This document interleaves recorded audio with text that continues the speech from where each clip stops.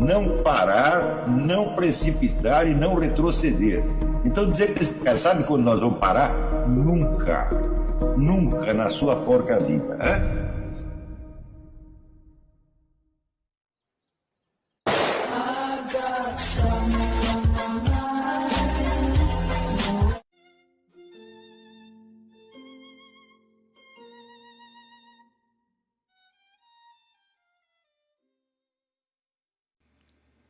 E aí pessoal, tranquilo? Então vem aqui antes do vídeo começar, pedir para vocês se inscreverem, quem não for inscrito, compartilhar, curtir, comentar. Quem puder seja membro do canal, que isso ajuda bastante.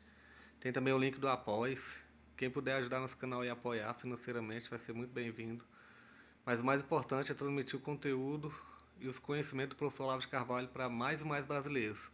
Então compartilhe e ajude aí nossa causa. Muito obrigado a todos os membros, apoiadores do canal. Fico muito feliz. Tenho certeza que a gente está no caminho certo. Então fiquem com o vídeo e até mais. Valeu! Então, eu contei para vocês a história do Papa, que não sei se contei aqui ou se contei no programa. Um dos papas dos primeiros séculos, ele tinha um inimigo.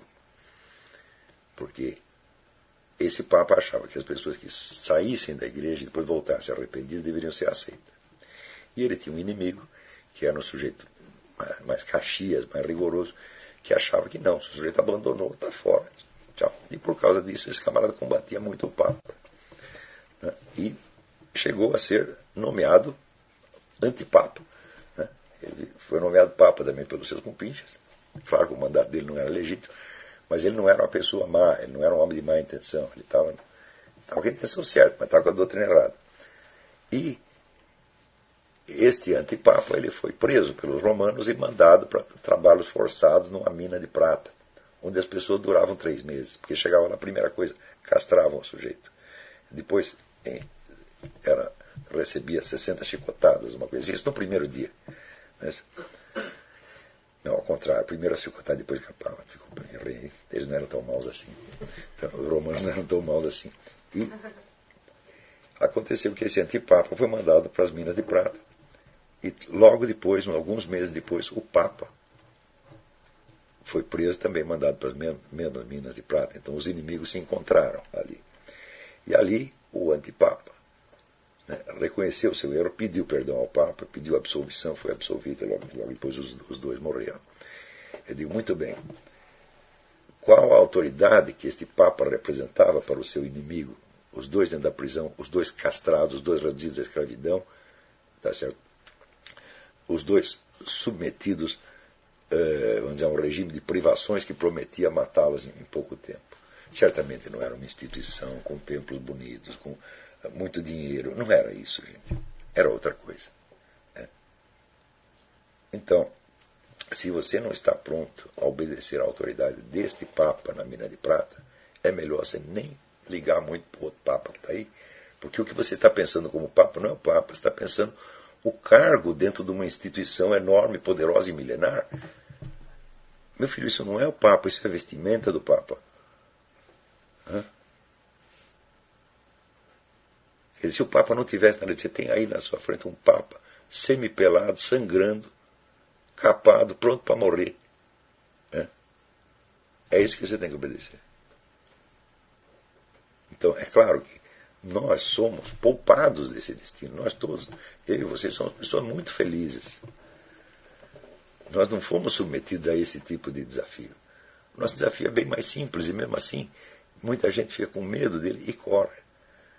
Nós não estamos enfrentando, vamos dizer, o perigo desta devastação física a que esses mártires foram submetidos. Não, nós só temos uma situação psicologicamente intimidatória, que é a situação de você sentir-se, vamos dizer, isolado e incompreendido pelo seu meio. Agora você quer que eu chore do seu destino? Coitadinho. Ele está tão isolado, a namoradinha dele não gosta mais, papai e mamãe não levam ele a sério, riem da cara dele, coitado, ele não aguenta isso. Você quer que eu tenha dó de homens de 40, 50 anos que ficam buscando uma comunidade religiosa para se refugiar disto? Como posso ter dó? Eu vivi nesse isolamento 30 ou 40 anos e garanto que ele não mata. Eu já aconteceu de todas as pessoas que eu conhecia, todas, com exceção da minha atual esposa, a Roxane, todas me virarem a cara, ninguém queria nem falar comigo, porque eu estava dizendo uma verdade que elas não queriam engolir. E isso durou anos. E eu perdi assim, todos os meus alunos, todos os meus amigos, todo o apoio, tudo. Fiquei absolutamente sozinho. Morri, não morri. Me fortaleci muito com isso. O dia que você entender assim, que olha, se você está dizendo que 2 mais 2 é 4, e todo mundo está dizendo que é 5, fique tranquilo, meu filho, você vai ganhar. Pode demorar. Você pode até acontecer, se você for muito azarado, ter uma vitória post-mortem, mas eles vão perder. Então, você tem que buscar a segurança no conhecimento da verdade, não no apoio da comunidade e não no apoio da autoridade. A única autoridade é o próprio nosso Senhor Jesus Cristo, que é o Logos Divino.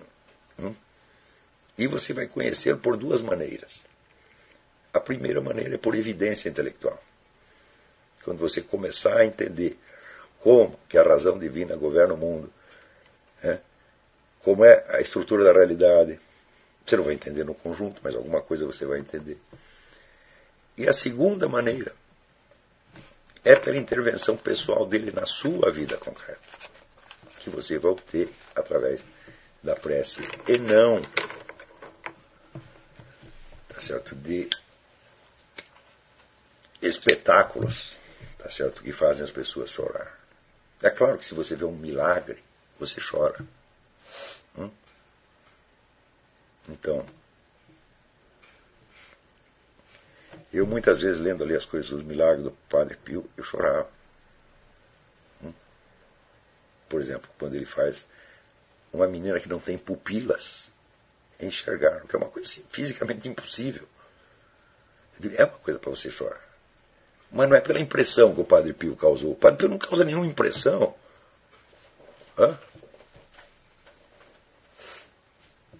Se você vê o filme que fizeram sobre o Padre Pio, filme italiano, o ator que faz o Padre Pio tem uma presença física muito mais impressionante do que o próprio Padre Pio. Não é isso? Agora, se as pessoas se deixam levar por esse tipo de coisa, depois de ter estudado anos a fio comigo, eu digo, mas que coisa!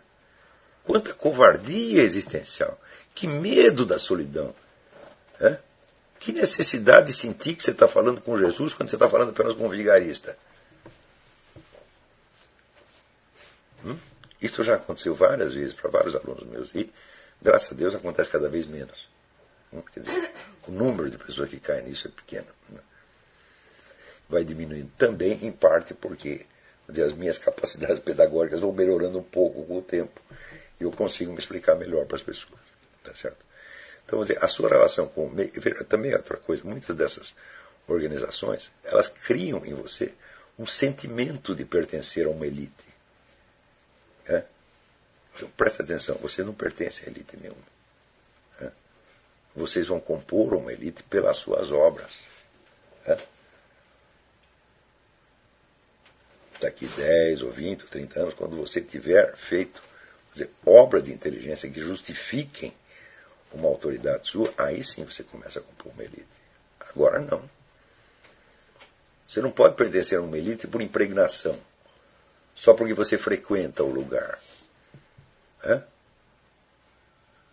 E também, vamos dizer, se o senso de pertencer a uma elite lhe infunde, então, alguma segurança, algum reconforto, é porque isso não é uma elite, é porque isso é falso. Porque elite, meu filho, é baseada no velho adágio noblesse oblige. Quer dizer, a nobreza traz obrigações. A aristocracia medieval era aristocracia por quê? Porque o dever número um dela era morrer na guerra. Durante o resto do tempo eles se divertiam um bocado. Mas se houvesse uma ameaça de guerra, só quem tinha obrigação de ir lá correr risco eram eles. O povo não tinha, os comerciantes não tinham, os camponeses não tinham, sobretudo as mulheres e crianças não tinham. Então, quer dizer, se você está à altura de cumprir essa obrigação, você passa a ser uma elite automaticamente. Agora, só porque você está participando de não sei o quê. Então, Eu conheço várias organizações, né, protestantes, judaicas, islâmicas, católicas, tá certo? Que criam esse sentimento. E tudo isto, meu filho, é exatamente o contrário do que Jesus Cristo ensina. Né? Por exemplo, se você pertence à Igreja Católica, meu filho, você não pertence a outra, não precisa de uma segunda organização. A organização com a qual você pertence é a Igreja Católica. Em que consiste pertencer à Igreja Católica? Consiste no seguinte: você confessa seus pecados e você participa da comunhão. E você tenta se aperfeiçoar na linha indicada por nosso Senhor Jesus Cristo. É só isto. Você não participa de reuniões, você não vai cantar com todo mundo, você não vai no estado do Pacaembu para ter emoção coletiva, você não vai ficar extasiado dentro de um pateta criminoso que está lá fazendo uma pregação bonita. Participar da igreja é isto, meu filho. Então, por isso é que eu recomendo para as pessoas que estão tentando realmente adquirir as condições de um trabalho intelectual, este sim, de elite, é imperdoável pertencer a qualquer dessas coisas e é imperdoável não suportar o isolamento social, que não é um isolamento, na verdade, porque você vai continuar vivendo no meio das mesmas pessoas. Ao contrário, são esses movimentos que gostam de isolar as pessoas do mundo, para você não ter contato com família, e ainda ser comprometido com o chefe por um juramento de segredo. Você não pode contar o que ele te falou. Né? A hora que me contaram, se entrar numa organização que tem um juramento de segredo, eu digo: escuta, toda a doutrina da igreja, 2000 anos de doutrina da igreja, condenam qualquer segredo. O único segredo que a igreja aceita é o segredo da confissão. Se alguém te fez um juramento secreto, é contra a igreja, evidentemente. Agora, se o padre fez isso com você, mas ao mesmo tempo ele reza a missa, seguinte: o juramento de segredo não vale nada e é criminoso, mas a missa continua valendo. Então, essas organizações católicas, eu digo, elas são as piores de todas. Por quê? Porque elas usam, vamos dizer, dos meios criminosos junto com instrumentos legítimos e que são válidos. E justamente nesta ambiguidade é que elas ganham uma credibilidade. Né? Então, quando eu digo para fugir dessa, de qualquer organização que seja, eu estou dizendo o seguinte: cada um de vocês, que é um estudante que está se preparando a isso, você tem que arcar com a responsabilidade do seu conhecimento, e você tem que ajudar as pessoas em torno, e você tem que ser paciente com elas. Não exigir que te compreendam. Ao contrário, como é que eu posso chegar para minha mãezinha que está com 90 anos, coitada, que só teve estudo primário, e querer que ela me compreenda? É eu que tenho que compreendê-la, meu Deus do céu. É eu que tenho que ter paciência com ela. E os seus amiguinhos de juventude, fique sabendo que você já disse adeus a eles como membro da patota deles. Você não é mais um igual. Você agora, de certo modo, é responsável por eles. Não que você vai curar todos, ensinar todos, mas você vai ter que ter uma paciência extra com eles. E te digo, com toda a sinceridade, você ser amado por todas as pessoas do seu grupo não vale nada perto desta capacidade que você pode ter de compreendê-los e amá-los, mesmo quando eles não te compreendem, mesmo quando eles não gostam de você. Isto é o sentimento paternal por excelência. Eu tenho 8 filhos e tenho um monte de alunos. E eu sempre penso assim: se não gostarem de mim, é problema deles, porque eu os amo da mesma maneira. Eu não estou pedindo recompensa, por quê? Porque eles não têm nada para me dar. Eu é que tenho para dar para eles. E a minha obrigação é dar. Se eles não gostarem de mim, eu não estou precisando desse reconforto. Então, esta atitude minha não é eu que inventei. Isto é tradicional. Tanto, vamos dizer, no ensino religioso, quanto na tradição filosófica. O número de filósofos que foram, vamos dizer, incompreendidos, maltratados, perseguidos, assassinados, é muito grande. O número dos que foram humilhados. Por exemplo, durante na Idade Média, você tinha as grandes universidades que permitiam, então, a reunião dos grandes intelectuais e eles mais ou menos conviviam com os seus pares, então eram relativamente compreendidos. Numa fase posterior, isto se dissolve. A unidade da universidade medieval se dissolve e começam a surgir novos grupos de intelectuais extra-universitários sob a proteção dos nobres, dos reis e dos nobres. Só que aí, esse novo tipo de intelectual que surge, na qual nessa classe se inclui Descartes, Leibniz, Francis Bacon, todos eles tinham uma posição subalterna em relação a seus protetores. Que frequentemente, por estarem subsidiando a vida deles, se jogavam superiores a eles. Né? E eles mesmo frequentemente eram obrigados, por exemplo, entre os anos, os séculos XVI e XVIII, praticamente não se publica um livro, vamos dizer, de filosofia ou de ciência que não tem uma enorme dedicatória a algum nobre imbecil. Né? Então, já é uma situação extremamente constrangedora. Como é que esses intelectuais então mantinham a sua dignidade neste meio? Alguns não mantinham de maneira alguma. Alguns, se o príncipe mandava escrever outra coisa, escrevia outra coisa. Mas alguns aceitavam, às vezes, uma posição realmente subalterna. Trabalhavam para essa pessoa, como Leibniz, por exemplo, foi bibliotecário de um nobre, o David Hume foi bibliotecário de um outro nobre.